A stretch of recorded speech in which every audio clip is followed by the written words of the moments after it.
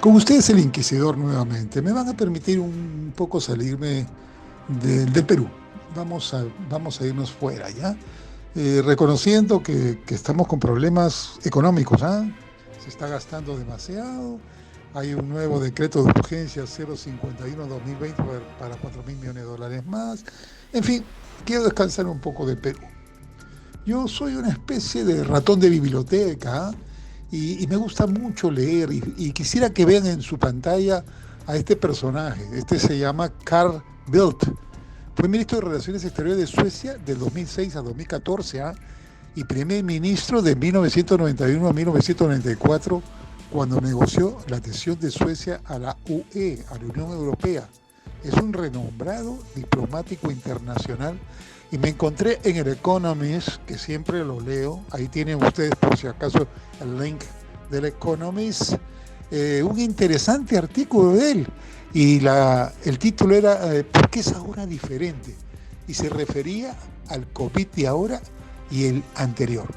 Acá lo interesante, ¿saben qué es? Que Carr dice que nadie sabe qué va a pasar con este virus, nadie, ¿eh? Pero él sí sabe y nos cuenta que a principios de 2003 había otro coronavirus, ¿ah? El SARS-CoV-1, que se propagó repentinamente desde el sur de China a través del sudeste asiático, pero finalmente permaneció contenido regionalmente. Por eso no se le llamó pandemia, sino epidemia. La epidemia es cuando el virus está contenido. La pandemia es cuando se extiende a otras regiones. Más tarde, dice este caballero, nos enteramos que el SRAS, que traducido es síndrome respiratorio agudo grave, se había extendido en el sur de China y que los funcionarios se habían mostrado reacios incluso a admitir su existencia, los chinos, ¿eh? Y admitir una advertencia, y mucho menos a tomar las medidas apropiadas para contenerlo. Pero cuando la epidemia había llegado a Hong Kong, que es un centro financiero global clave, sonaron las alarmas. No obstante, se produjo pronto una acción internacional coordinada. Se cayó el tráfico aéreo en la región y muchas áreas fueron acordonadas. Los líderes de la Organización Mundial de la Salud, en ese momento la famosa OMS, criticaron a China por su lenta respuesta, y el ministro de Salud chino fue debidamente despedido. Ya a principios de julio de ese entonces, la OMS pudo declarar la crisis, levantando sus restantes recomendaciones sobre medidas restrictivas. El mundo entonces volvió a la normalidad. Pero entonces, ¿por qué hemos fracasado tan espectacularmente en este 2020? Después de tener ese éxito en el año 2003.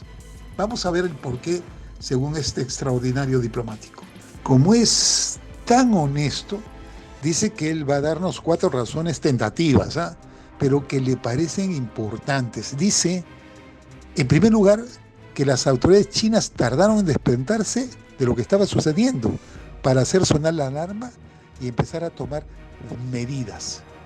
Por lo que sabemos, el COVID-19 surgió por primera vez en China a mediados de noviembre del 2019 y se había detectado que se extendía a través de Wuhan, ¿no es cierto? A mediados de diciembre, ¿recuerdan? Cuando los informes comenzaron a circular nada menos que en Taiwán. El 31 de diciembre de 2019, China alertó a la OMS, a la Organización Mundial de la Salud, de un posible brote. Pero durante esas primeras semanas, las autoridades locales de Wuhan en China trataron de encubrir el brote, incluso ocultando información ¿a quién? Al mismo gobierno central de Beijing.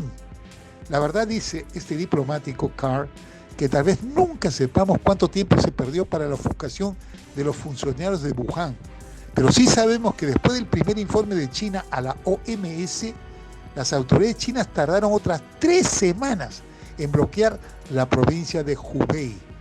En ese momento muchos residentes se habían ido para las vacaciones del Año Nuevo chino, extendiendo este nuevo coronavirus SARS-CoV-2 a otras partes del país. Mientras tanto, Wuhan permitió que las celebraciones callejeras continuaran. Ese es el primer factor. Un segundo factor, dice este caballero, que hace que esta crisis sea diferente a la del 2003, es que este SARS-CoV-2 parece mucho más contagioso que su predecesor. Bueno, eso es obvio, lo sabemos todos ahora. Y esto ha magnificado las consecuencias del arrastre de pies chino. Durante las primeras 5 o 7 semanas y en las semanas posteriores a la OMS hizo sonar la alarma cuando el resto del mundo hizo muy poco. Entonces COVID-19 fue capaz de extenderse mucho más lejos y más ancho que el SARS jamás. Y el resultado ha sido mucho más mortal, como también ya conocemos. El tercer factor relacionado es que el mundo del 2019 al 2020 está mucho más interconectado que el mundo de hace unos años, del 2002, 2003, eso es evidente.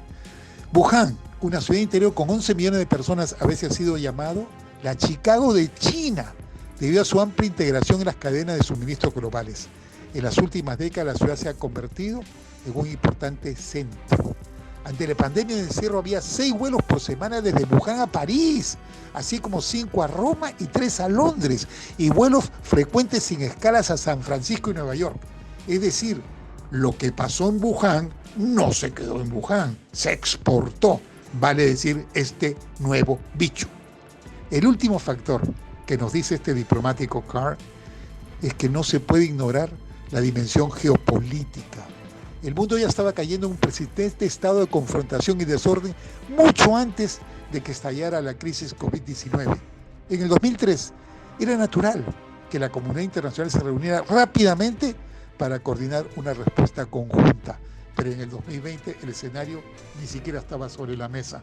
Ya saben a qué se refiere el diplomático, ¿no? A Mr. Trump y el chino, ¿no? Xi Jinping. ¿Se acuerdan? Todos esos líos de los aranceles y qué sé yo.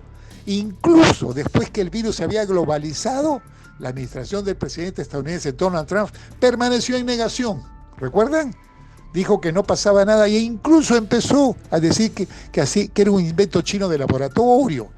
Y hasta el día de hoy no se ha hecho ni el más mínimo gesto para proporcionar liderazgo global, lo cual a nuestro concepto es grave. La abdicación histórica de su papel tradicional por parte de los Estados Unidos se ha desmoronado, infectando la mayoría de los instrumentos establecidos de cooperación mundial. Cuando la Organización Mundial de Salud declaró COVID-19 como pandemia el 11 de marzo, ya podría haber sido demasiado tarde, pero la confusa y flaqueante relación de Estados Unidos y otros países importantes ha empeorado las cosas.